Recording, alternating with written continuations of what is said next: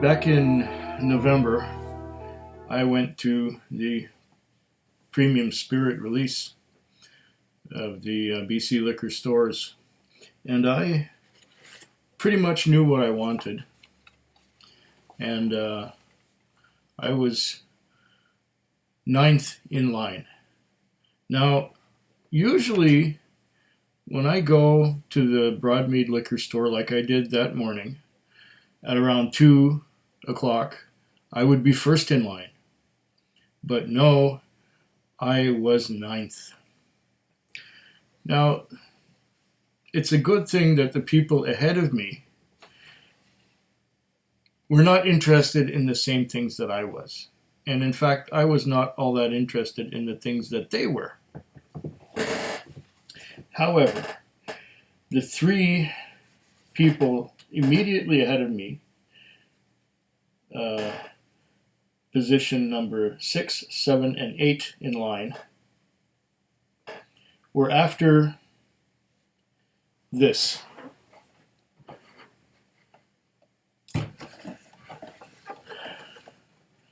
Glenmorangie Tale of Tokyo.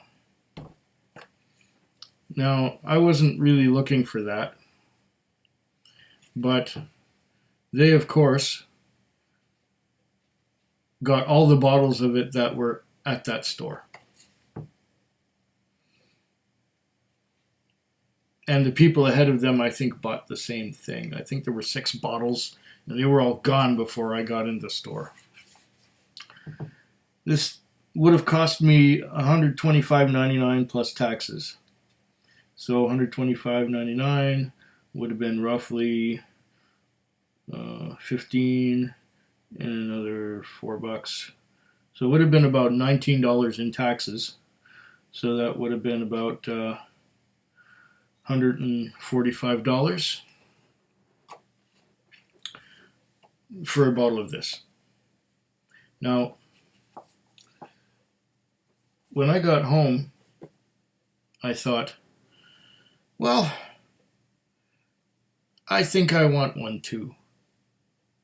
So I looked online, and I looked over here to craft cellars in Alberta, and there it was, Glenmorangie, A Tale of Tokyo, item number 891605 for $134.99. So $134.99 times 5%. Okay, 135 times 0.05 is equal to dollar. That's not right. $17. No, that's not right. I struggle with this calculator. Oh, that's why.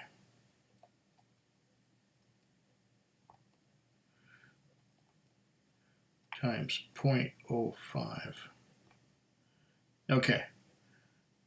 $6.75 taxes plus shipping of another $13.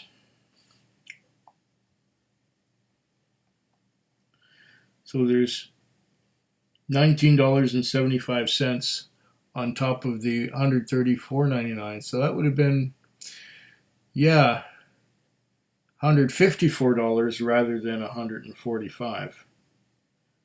That's what it cost me to get this and have it shipped to me. So, $150.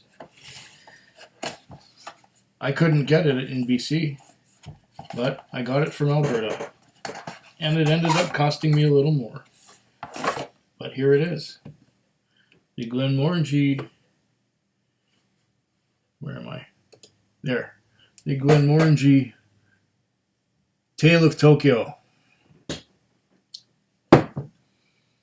And there's the box, which will find itself somewhere on the wall back there.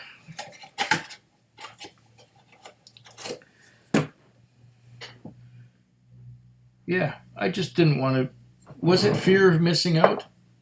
I don't know. I mean, I like the core range of Glenmorangie, the original, I think that's what it's called, and then the Nectar d'Or and um,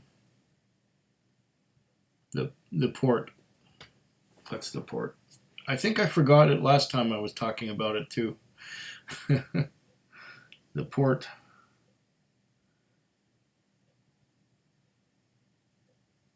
Tip of my tongue. Don't you hate that when you know what you want to say, but it just doesn't come out. Anyway, there's the La Santa, which was not my favorite, but it's still good. It will come to me. I'm sure it will come to me. By the time I finish recording and I've shut off the camera, it will come to me. And I will remember what Quinta Rubin. There. Got it.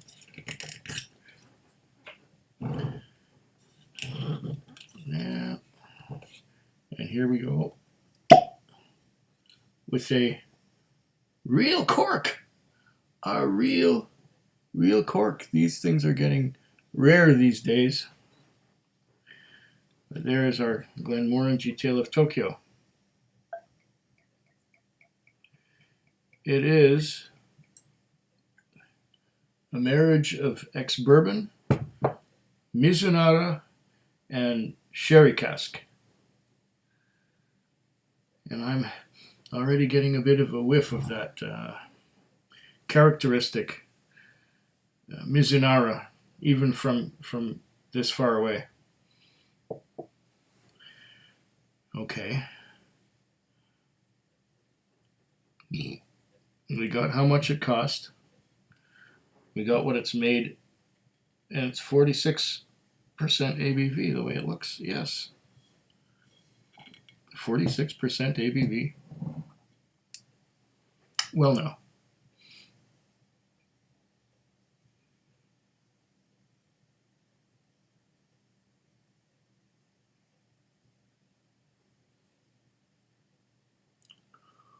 Oh. Trails of tiny droplets.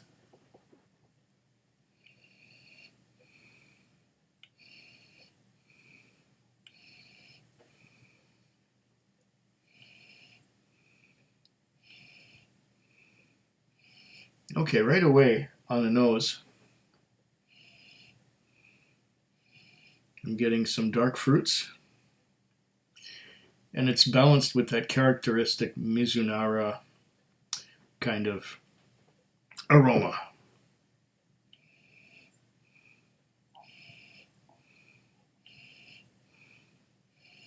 So it was a marriage, I think is what they called it. A marriage of whiskey aged in Mizunara, bourbon, and sherry casks. The whiskey is full of delicious contradictions as Tokyo itself. Okay.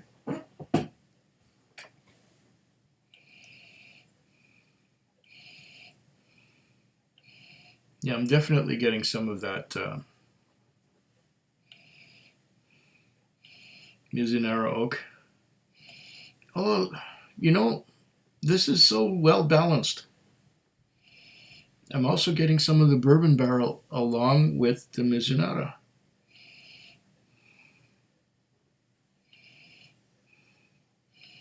Some of that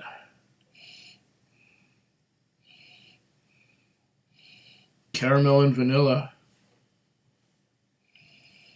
And none of the three kinds of casks that they use is dominant. Although I can get elements of all of them. Interesting. And at 46%, that would be the perfect drinking strength.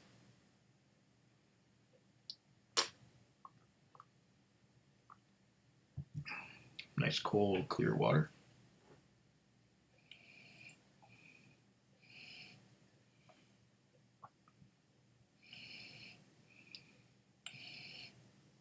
Yeah, what I like about it is it has the Mizunara, but it's not overpowering Mizunara.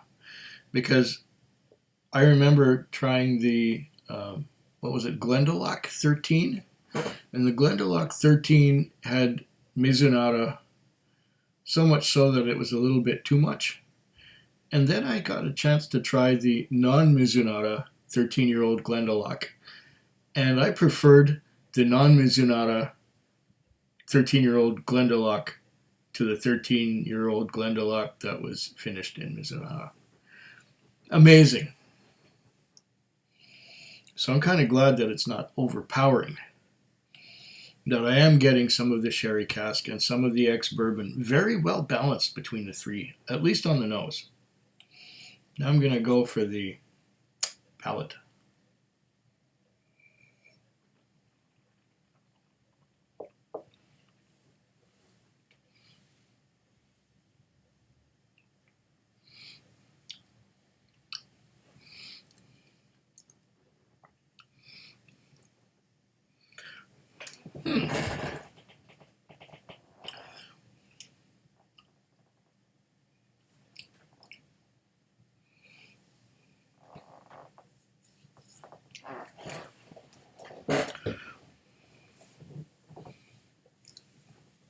I'm going to have a second sip.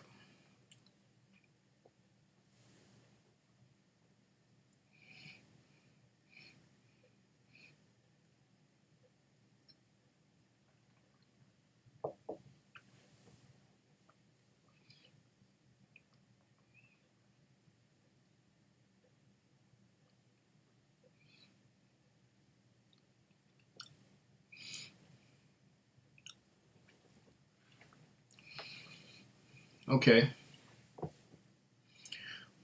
Interestingly enough,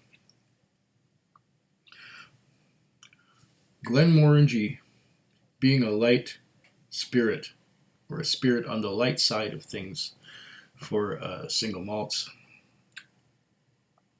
this is very cask forward in that I am getting very well balanced once again. I'm getting some sherry oak, some of the dark ripe fruits, but it's balanced very well with the ex-bourbon, of which there's a bit of vanilla and a bit of caramel on the palate. But over here, the Mizunara, I would say that it dominates the sherry and the bourbon casks just a little bit, because I'm getting a coating of that spicy Mizunara all over the inside of my mouth. Not on the tongue, just on the sides. Again.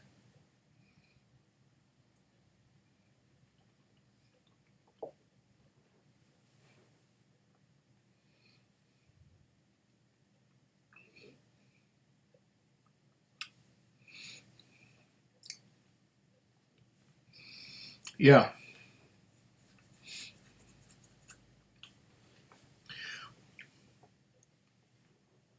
I am getting all three casks. I'm getting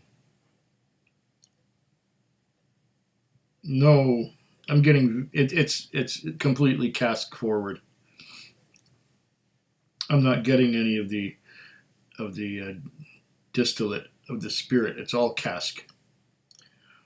And the finish, surprisingly enough, is not very long,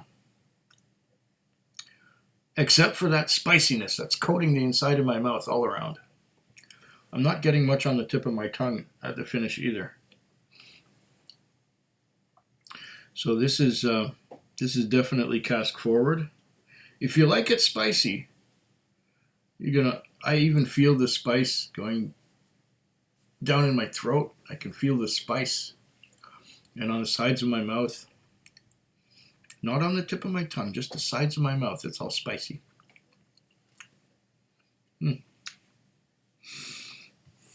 Is it worth $150? $155?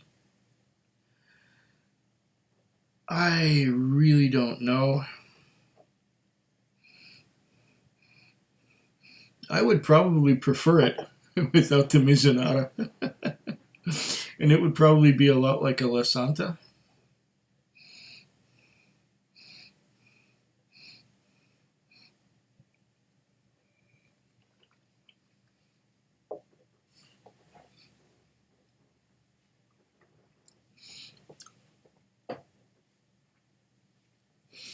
It's an interesting enough novelty item. I don't know, I was swayed by emotion when I saw these people getting there before me just to get this. Now, the last whiskey that I had before this one, which was the, what was it? No, it wasn't, no. The 17-year-old Craig Ellicky. More expensive, yes, but much better than this. I'm sure that I can get better whiskey cheaper than this Tale of Tokyo. It's a novelty item, I think. And okay, I got sucked in, just like many times I got sucked into the Ardbeg special releases that really fell short. Or how about the ones from Niagara, the 40 Creek. 40 Creek special releases were just not as good as the core range. Anyway, I got other whiskeys to try. Slanchava. Food Quig. Food Quig. Food Quig. Food Quig. Food Quig. Yeah.